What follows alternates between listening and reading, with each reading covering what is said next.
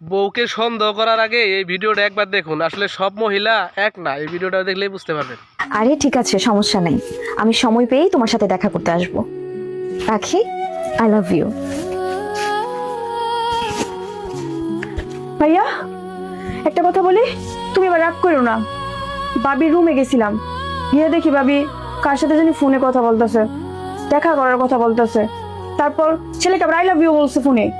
মহিমা, I মহিমা, কি হয়েছে? তোমার মোবাইলটা দাও। দেখো ভাই, মাই লাভ, মাই জান, মাই দুনিয়া।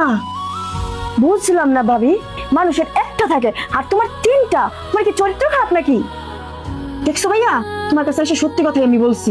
ভাবি ঘরে বৈশা বৈশা কার সাথে সারাদিন চ্যাটিং করে, ফোনে কথা বলে।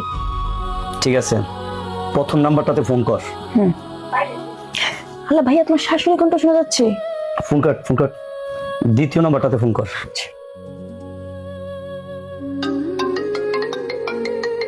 এটা তো আমার নাম্বার।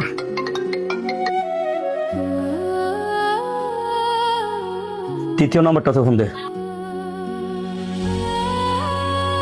ভাইয়া গেছে ভাবির আব্বু।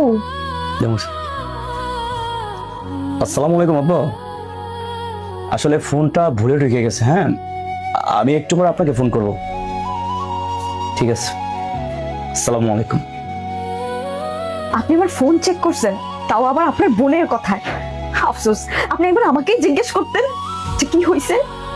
কারো সম্পর্কে সম্পূর্ণ না চাই না, না বুঝা একজন মানুষের উপরে মিথ্যা ব্লেম দিয়েন না। অনেক সময় দেখা যায় এসব মিথ্যা ভুল বুঝাবুঝি সন্দেহের কারণে অনেক ভালো ভালো সম্পর্ক শেষ হয়ে যায়। আমি চাই না এসব কারণে আপনার সাথে আমার সম্পর্ক শেষ হোক, কারণ আমি আপনাকে ভালোবাসি। আমার এই মনের মধ্যে শুধু আপনি, আপনি ছাড়া আমার মনে আর কেউ নাই। ভাবি, তুমি আমাকে মাফ করে দাও, আমি বুঝি নাই। আমার মাকে আমি অনেক ভালোবাসি। আমার মায়ের গর্ভ থেকে আইসা আমি পুরো দুনিয়া দেখছি। এই কারণে আমি আমার মায়ের নাম্বার সেভ করছি, আমার দুনিয়া লেখা। আর আমার হাজবেন্ড, যাকে আমি বিয়ের পর থেকে জান বলে ডাকি, এই কারণে আমি তার নাম্বারটা সেভ করছি, মাই জান লেখা। আর আমার জীবনের সর্বপ্রথম পুরুষ আমার বাবা। মহিমা, আই এম সরি।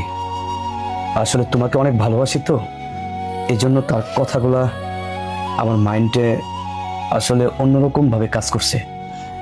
তুমি আমাকে মাফ করে দাও। শ্রাবন্তী, এটা শুধু আমার বউ না রে, এটা আমার লক্ষ্মী বউ।